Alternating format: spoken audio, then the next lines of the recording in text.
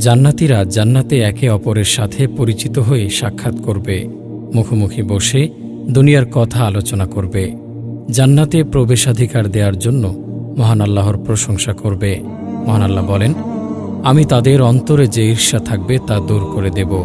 তারা ভ্রাতৃভাবে পরস্পর মুখোমুখি হয়ে আসনে অবস্থান করবে।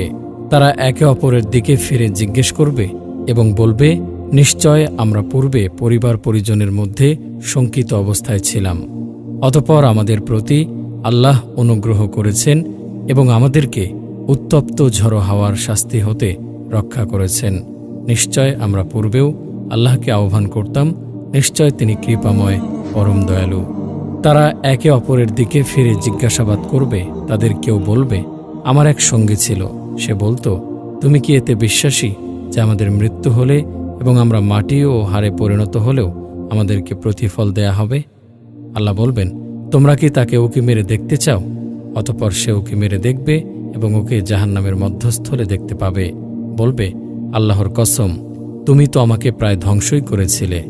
আমার প্রতিপালকের অনুগ্রহ না থাকলে আমাকেও তোমাদের মাঝে উপস্থিত করা হতো। সত্যিই কি আমাদের আর মৃত্যু হবে না, প্রথম মৃত্যুর পর, এবং আমাদেরকে শাস্তিও দেয়া হবে না? নিশ্চয়ই এ মহাসাফল্য। এরূপ সাফল্যের জন্য সাধকদের সাধনা করা উচিত। জান্নাতীরা চুনির দুটি ডানা বিশিষ্ট ঘোড়ায় চড়ে যেথা খুশি উড়ে বেড়াতে পারবে। স্বর্ণের থালা ও পানপাত্র নিয়ে ওদের মাঝে ফেরানো হবে। সেখানে রয়েছে এমন সমস্ত কিছু যা মন চায় এবং যাতে নয়ন তৃপ্ত হয়। সেখানে তোমরা চিরকাল থাকবে। সেখানে তোমাদের জন্য সমস্ত কিছু রয়েছে যা তোমাদের মন চায়, যা তোমরা আকাঙ্ক্ষা করো। সেখানে তাদের জন্য থাকবে ফল মূল এবং বাঞ্ছিত সমস্ত কিছু। জান্নাতে সকল ইচ্ছা পূরণ হবে বলেই এক এক জান্নাতি এক এক আজব ইচ্ছা প্রকাশ করবে। তার কতিপয় নমুনা। একদা নবী সাল্লাল্লাহু আলাইহি ওয়াসাল্লাম কথা বলছিলেন। তার কাছে এক বেদুইনও ছিল। তিনি বলতে লাগলেন, জান্নাতে এক ব্যক্তি নিজ প্রতিপালকের নিকট চাষ করার অনুমতি চাইবে। আল্লাহ বলবেন, তুমি কি ইচ্ছা সুখে বাস করছো না? ইচ্ছামতো পানাহার করছো না? সে বলবে, অবশ্যই, তবে আমি চাষ করতে ভালোবাসি। সুতরাং সে বীজ বপন করবে, আর নিমেষের মধ্যে চারা অঙ্কুরিত হবে, ফসল পেকে যাবে এবং পাহাড়ের মতো জমাও হয়ে যাবে। আল্লাহ তাআলা বলবেন, নাও হে আদম সন্তান, তুমি কিছুতেই পরিতৃপ্ত হবে না। এ হাদিস শুনে বেদুইন বলে উঠল, আল্লাহর কসম, ওই লোক কুরাশি হবে, নচেত আনসারি, কারণ চাষি ওরাই, আমরা চাষি নই। এ কথা শুনে আল্লাহর রাসূল সাল্লাল্লাহু আলাইহি ওয়াসাল্লাম হেসে ফেললেন। মহানবী সাল্লাল্লাহু আলাইহি ওয়াসাল্লাম বলেন, জান্নাতে মুমিন সন্তান কামনা করলে কিছু সময়ের মধ্যে গর্ভধারণ, জন্মদান ও বয়সপ্রাপ্তি হবে, যেমন তার কামনা হবে।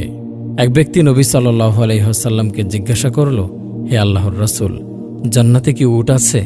উত্তরে তিনি বললেন, আল্লাহ যদি তোমাকে জান্নাতে প্রবিষ্ট করেন, তাহলে সেখানে তোমার মন যা চাইবে এবং তোমার চোখ যাতে তৃপ্ত হবে, তোমার জন্য তাই হবে। সেখানে জান্নাতীদের জন্য রয়েছে পবিত্র সঙ্গিনী। মহান আল্লাহ বলেন, আর যারা বিশ্বাস করে ও ভালো কাজ করে তাদেরকে বেহেশতে প্রবেশ করাবো, যার পাদদেশে নদীসমূহ প্রবাহিত, সেখানে তারা চিরকাল থাকবে। সেখানে তাদের জন্য পবিত্র সঙ্গিনী আছে এবং তাদেরকে চিরস্নিগ্ধ ঘন ছায়ায় স্থান দান করব। বেহেশতি পত্নী হুর বা অপ্সরা, তাদের সাথে জান্নাতীদের বিবাহ হবে। মহান আল্লাহ বলেন, এরূপই ঘটবে ওদের, আর আয়াতলোচনা হুরদের সাথে তাদের বিবাহ হবে। তারা বসবে সারিবদ্ধভাবে সজ্জিত আসনে হেলান দিয়ে।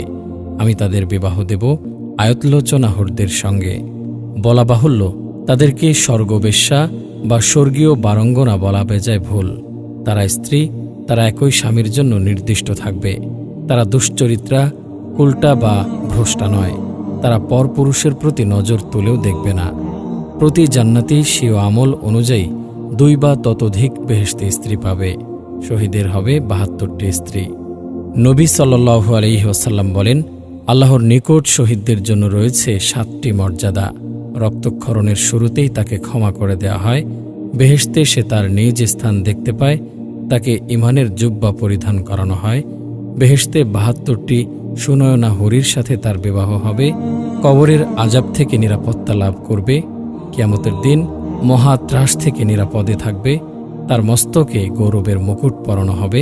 যার একটিমাত্র মণি চুনি পৃথিবী ও তন্মধ্যস্থিত সকল বস্তু অপেক্ষা শ্রেষ্ঠ।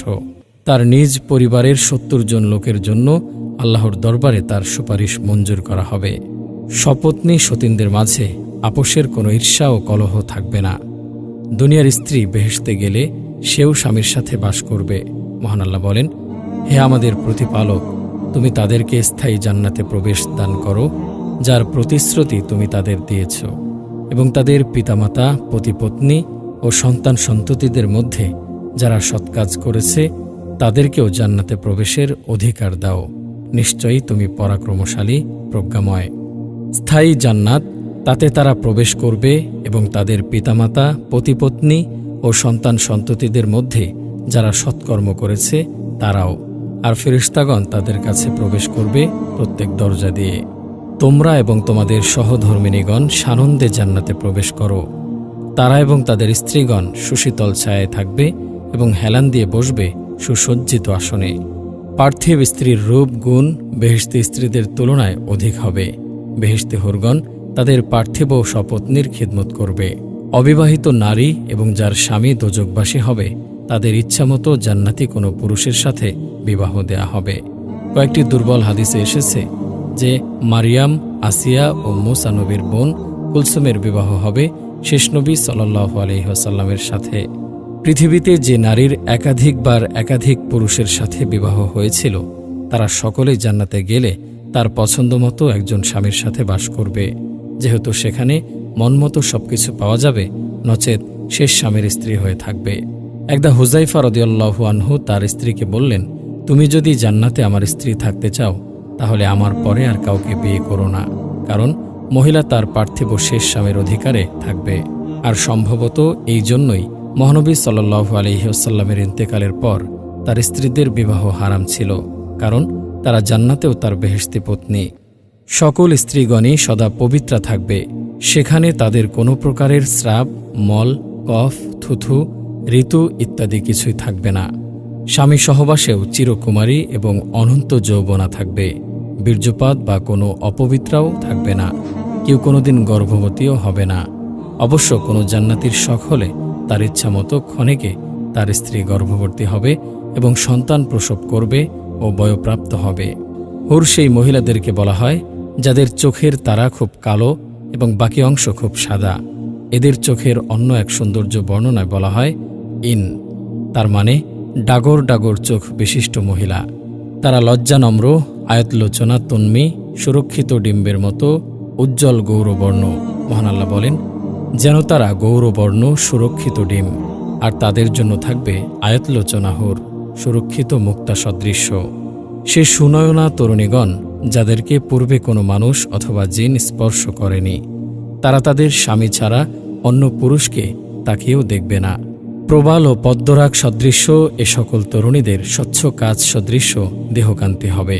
মহান আল্লাহ বলেন, সেসবের মাঝে রয়েছে বহু আনতনয়না যাদেরকে তাদের পূর্বে কোনো মানুষ অথবা জিন স্পর্শ করেনি। অতএব তোমরা উভয়ে তোমাদের প্রতিপালকের কোন কোন অনুগ্রহকে মিথ্যা জ্ঞান করবে। তারা সৌন্দর্যে যেন পদ্মরাগ ও প্রবাল সাদৃশ্য। বাহির হতে তাদের অস্থি মধ্যস্থিত মজ্জা পরিদৃষ্ট হবে। তারা হবে শতরূপে অপরূপা সুন্দরী বধূ। মহান আল্লাহ বলেন, সে সকলের মাঝে রয়েছে উত্তম চরিত্রের সুন্দরীগণ। অতএব তোমরা উভয়ে তোমাদের প্রতিপালকের কোন কোন অনুগ্রহকে মিথ্যা জ্ঞান করবে। তারা তাঁবুতে সুরক্ষিত হুর। অতএব তোমরা উভয়ে তোমাদের প্রতিপালকের কোন কোন অনুগ্রহকে মিথ্যা জ্ঞান করবে। তাদেরকে তাদের পূর্বে কোনো মানুষ অথবা জিন স্পর্শ করেনি। সম্ভ্রান্ত শয্যাসঙ্গিনী যাদেরকে আল্লাহ পাক জান্নাতীদিগের জন্য বিশেষ রূপে সৃষ্টি করেছেন, তারা চিরকুমারী, সোহাগিনী ও সমবয়স্কা এবং উদ্ভিন্ন যৌবনা তরুণী। মহান আল্লাহ বলেন, তাদেরকে হরিগণকে আমি সৃষ্টি করেছি বিশেষ রূপে, তাদেরকে করেছি কুমারী, প্রেমময়ী ও সমবয়স্কা। ডান হাতওয়ালাদের জন্য যাদেরকে ডান হাতে আমলনামা দেয়া হবে, সেখানে আছে কাঁটাহীন কুলগাছ, কাদি ভরা কলা গাছ। নিশ্চয়ই আল্লাহ ভীরুদের জন্যই রয়েছে সফলতা, উদ্যানসমূহ ও নানাবিধ আঙ্গুর এবং উদ্ভিন্ন যৌবনা সমবয়স্কা তরুণীগণ। দুনিয়ার বৃদ্ধাগণও সেদিন যুবতীতে পরিণত হবে। এক বৃদ্ধা এসে বলল, হে আল্লাহর রাসূল, আপনি দোয়া করে দিন যাতে আল্লাহ আমাকে জান্নাতে প্রবেশ করান। তিনি মশকরা করে বললেন, বৃদ্ধারা জান্নাতে প্রবেশ করবে না। তা শুনে বৃদ্ধা কাঁদতে কাঁদতে প্রস্থান করল। তিনি সাহাবাদেরকে বললেন, ওকে বলে দাও যে বৃদ্ধাবস্থায় ও জান্নাতে যাবে না, বরং সে যুবতী হয়ে যাবে। যৌবন পরিপক্কতায় সকল স্ত্রীর বয়স হবে ৩৩ বছর। সকলের দেহ হবে ষোড়শীর মতো, যাদের বুকের উঁচু উঁচু সুডল স্তনযুগল নানামুখী হয়ে ঢলে যাবে না। সেই বেহেস্তবাসিনী রূপের ডালি ঝলমলে লাবণ্যময়ী সুবাসিনী কোনো যুবতী যদি পৃথিবীর তমস্যাচ্ছন্ন আকাশে উঁকি মারে, তাহলে তার রূপালোকে ও সৌরভে সারা জগৎ আলোকিত ও সুরভিত হয়ে উঠবে। অনন্ত যৌবনা এমন সুরমার কেবলমাত্র শীর্ষস্থিত উত্তরীয় খানি পৃথিবী ও তন্মধ্যস্থিত সবকিছু হতে উত্তম ও মূল্যবান। জান্নাতের এই হরিরা বড় প্রেমময়ী। পৃথিবীতে স্বামীর কষ্ট দেখে কষ্ট পায়। নবী সাল্লাল্লাহু আলাইহি ওয়াসাল্লাম বলেন, যখনই কোনো মহিলা দুনিয়াতে নিজ স্বামীকে কষ্ট দেয়, তখনই তার সুনয়না হুর বেহেশতি স্ত্রী অদৃশ্যভাবে ওই মহিলার উদ্দেশ্যে বলে, আল্লাহ তোকে ধ্বংস করুন, ওকে কষ্ট দিস না, ও তো তোর নিকট সাময়িক মেহমান মাত্র, অচিরেই সে তোকে ছেড়ে আমাদের কাছে এসে যাবে। অনন্তকাল ধরে তারা এই বয়স নিয়ে চিরসুন্দর যুবক যুবতী হয়ে থাকবে। সেখানে যৌন মিলনে অধিক তৃপ্তি লাভ করবে। প্রত্যেক জান্নাতীকে 100 জন পুরুষের সমান যৌনশক্তি ও সঙ্গম ক্ষমতা প্রদান করা হবে। যেহেতু পান ভোজন, বসনভূষণ এবং নারী সংসর্গ ও যৌন সম্ভোগ ইত্যাদিতেই মানুষের প্রকৃতিগত সুখ ও পরম আনন্দ, তাই তাদেরকে তাদের প্রকৃতির উপযোগী অভীষ্ট প্রতিদান দেয়া হবে। রাসূলুল্লাহ সাল্লাল্লাহু আলাইহি ওয়াসাল্লাম বলেছেন, জান্নাতীরা যখন জান্নাতে প্রবেশ করে যাবে, তখন একজন ঘোষণাকারী ঘোষণা করবে যে তোমাদের জন্য এখন অনন্ত জীবন, তোমরা আর কখনো মরবে না, তোমাদের জন্য এখন চির সুস্বাস্থ্য, তোমরা আর কখনো অসুস্থ হবে না, তোমাদের জন্য এখন চির যৌবন, তোমরা আর কখনো বৃদ্ধ হবে না, তোমাদের জন্য এখন চির সুখ ও পরমানন্দ, তোমরা আর কখনো দুঃখ কষ্ট পাবে না। তাদের পরস্পরের অভিবাদন হবে সালাম আর সালাম। শান্তিবাক্য ছাড়া তারা কোনো অসন্তোষজনক মিথ্যা বা অসার বাক্য শুনবে না। সেখানে তারা শুনবে না কোনো অসার ও মিথ্যা কথা। সেখানে তারা কোনো অসার বাক্য শুনবে না। তারা শুনবে না কোনো অসার অথবা পাপ বাক্য, সালাম সালাম শান্তিবাণী ব্যতীত। সেখানে তারা শান্তি ছাড়া কোনো অসার বাক্য শুনবে না এবং সেথায় সকাল সন্ধ্যায় তাদের জন্য থাকবে জীবনোপকরণ। তারা বলবে, সমস্ত প্রশংসা আল্লাহর, যিনি আমাদের দুঃখ দুর্দশা দূরীভূত করেছেন।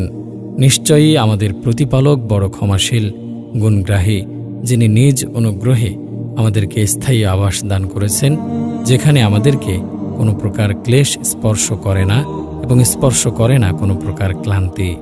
সেখানে তাদের বাক্য হবে সুবহানাকাল্লাহুম্মা, হে আল্লাহ তুমি মহাপবিত্র, এবং পরস্পরের অভিবাদন হবে সালাম।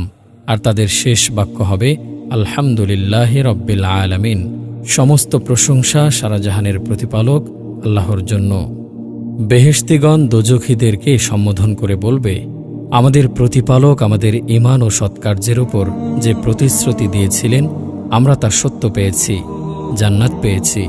তোমাদের প্রতিপালক তোমাদের কুফরি ও অধর্মের উপর যে প্রতিশ্রুতি দিয়েছিলেন তা সত্য পেয়েছ কি? ওরা বলবে হ্যাঁ। অতপর জৈনক ঘোষণাকারী তাদের নিকট ঘোষণা করবে, পাপিষ্ঠদের ওপর আল্লাহর অভিসম্পাত, যারা আল্লাহর পথে বাধা সৃষ্টি করেছিল এবং তাতে বক্রতা ও দোষত্রুটি অন্বেষণ করেছিল, এবং তারাই ছিল পরকালে অবিশ্বাসী। কতেক জান্নাতবাসী কতেক জাহান্নামবাসীকে জিজ্ঞাসা করবে, তোমাদেরকে কিসে সাক্কারে নিক্ষেপ করেছে? ওরা উত্তরে বলবে, আমরা নামাজ পড়তাম না, অভাবগ্রস্তকে আহার্য দান করতাম না, যারা অন্যায় আলোচনা করত আমরা তাদের আলোচনায় যোগ দিতাম, এবং আমরা এই কর্মফল দিবসকে অস্বীকার করেছি।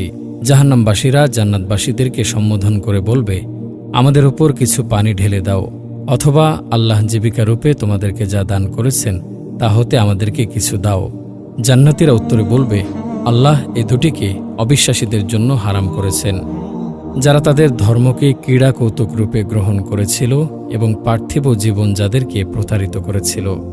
পৃথিবীতে কত অসৎ মানুষ সৎ মানুষদেরকে নিয়ে ব্যঙ্গ বিদ্রুপ করে, তাদেরকে বেকুব ভাবে, তাদেরকে নিয়ে হাসাহাসি করে, কত টিস মারে, কত কুমন্তব্য করে, কিন্তু পরকালে তারাই হবে হাসির পাত্র। আজ যাদেরকে পাগল ভাবা হয়, কাল তারাই হবে রাজা। মহান আল্লাহ বলেন, যারা অপরাধী তারা মুমিনদেরকে নিয়ে উপহাস করত এবং তারা যখন মুমিনদের নিকট দিয়ে যেত তখন চোখ টিপে ইশারা করত, এবং যখন তারা আপনজনের নিকট ফিরে আসত তখন তারা ফিরত উৎফুল্ল হয়ে, এবং যখন তাদেরকে দেখত তখন বলতো, এরাই তো পথভ্রষ্ট। অথচ তাদেরকে তো এদের সংরক্ষক রূপে পাঠানো হয়নি। আজ তাই মুমিনগণ উপহাস করবে কাফেরদেরকে নিয়ে। সুসজ্জিত আসনে বসে তারা দেখতে থাকবে কাফেররা যা করত তার ফল তারা পেল তো। জান্নাত আমলের জায়গা নয়, জান্নাত হলো আমলের বিনিময় পাওয়ার জায়গা। তাই সেখানে কোনো কর্মব্যস্ততা কিংবা কোনো পালনীয় ইবাদতবন্দেগী থাকবে না। শ্বাসক্রিয়ার ন্যায় সদা তাসবিহ, সুবহানাল্লাহ ও তাহমিদ, আলহামদুলিল্লাহ তাদের মুখ থেকে স্বতঃস্ফূর্ত হবে। এতে তাদের কোনো অসুবিধা হবে না। জান্নাতীদের একটি ব্যস্ততার কথা মহান আল্লাহ বলেছেন, এদিন বেহেশতিগণ আনন্দে মগ্ন থাকবে। সুতরাং সে মত্ততা, ব্যস্ততা ও মগ্নতা হল স্ত্রী নিয়ে আনন্দ করাতে। শতরূপা চিরকুমারী স্ত্রীদের সাথে মিলনের আনন্দে মগ্ন থাকবে চিরকাল। এটাকে যদি কর্ম বলা যায় তাহলে বেহেশতে সেটাই তাদের কর্ম। রাসূলুল্লাহ সাল্লাল্লাহু আলাইহি ওয়াসাল্লাম বলেছেন, মহান প্রভু জান্নাতীদেরকে সম্বোধন করে বলবেন, হে জান্নাতের অধিবাসীগণ। তারা উত্তরে বলবে, হে আমাদের প্রতিপালক, আমরা হাজির আছি, যাবতীয় সুখ ও কল্যাণ তোমার হাতে আছে। তখন আল্লাহ পাক বলবেন, তোমরা কি সন্তুষ্ট হয়েছ? তারা বলবে, আমাদের কি হয়েছে যে সন্তুষ্ট হব না? হে আমাদের প্রতিপালক, তুমি তো আমাদেরকে সেই জিনিস দান করেছ যা তোমার কোনো সৃষ্টিকে দান করনি। তখন তিনি বলবেন, এর চেয়েও উত্তম কিছু তোমাদেরকে দান করব নাকি? তারা বলবে, এর চেয়ে উত্তম বস্তু আর কি হতে পারে? মহান প্রভু জবাবে বলবেন, তোমাদের ওপর আমার সন্তুষ্টি অনিবার্য করব, অতঃপর আমি তোমাদের প্রতি কখনো অসন্তুষ্ট হব না। রাসূলুল্লাহ সাল্লাল্লাহু আলাইহি ওয়াসাল্লাম বলেছেন, জান্নাতীরা যখন জান্নাতে প্রবেশ করে যাবে তখন মহান বরকতময় আল্লাহ বলবেন, তোমরা কি চাও যে আমি তোমাদের জন্য আরও কিছু বেশি দেই? তারা বলবে, তুমি কি আমাদের মুখমণ্ডল উজ্জ্বল করে দাওনি? আমাদেরকে তুমি জান্নাতে প্রবিষ্ট করনি এবং জাহান্নাম থেকে মুক্তি দাওনি? অতঃপর আল্লাহ হঠাৎ গর্বের পর্দা সরিয়ে দেবেন এবং তারা তার চেহারা দর্শন লাভ করবে। সুতরাং জান্নাতের লব্ধ যাবতীয় সুখ সামগ্রীর মধ্যে জান্নাতীদের নিকট তাদের প্রভুর দর্শন দিদারই হবে সবচেয়ে বেশি প্রিয়। মহান আল্লাহ বলেছেন, যারা কল্যাণকর কাজ করে তাদের জন্য রয়েছে কল্যাণ, জান্নাত এবং আরও অধিক আল্লাহর দিদার। তাদের মুখমণ্ডলকে মলিনতা আচ্ছন্ন করবে না এবং লাঞ্ছনাও না। তারাই হচ্ছে জান্নাতের অধিবাসী, তারা ওর মধ্যে অনন্তকাল বাস করবে। সেদিন বহু মুখমণ্ডল উজ্জ্বল হবে, তারা তাদের প্রতিপালকের দিকে তাকিয়ে থাকবে। জারির ইবনে আবদুল্লাহ রাদিয়াল্লাহু আনহু বলেন, এক রাতে আমরা রাসূলুল্লাহ সাল্লাল্লাহু আলাইহি ওয়াসাল্লামের কাছে ছিলাম। হঠাৎ তিনি পূর্ণিমার রাতের চাঁদের দিকে তাকিয়ে বললেন, শোনো, নিশ্চয় তোমরা তোমাদের প্রতিপালককে তেমনই স্পষ্ট দেখতে পাবে যেমন স্পষ্ট ওই চাঁদকে দেখতে পাচ্ছ। তাকে দেখতে তোমরা কোনো ভিড়ের সম্মুখীন হবে না। এই দিদার হবে জান্নাতে। জাহান্নামীরা সেই দিদার কোথায় পাবে? তারা তাকে সন্তুষ্ট করতে পারেনি বলেই তো তার চেহারা দর্শনেও বঞ্চিত হবে। তিনি বলেছেন, কখনো না, অবশ্যই তারা সেদিন তাদের প্রতিপালক দর্শন থেকে পর্দাবৃত থাকবে।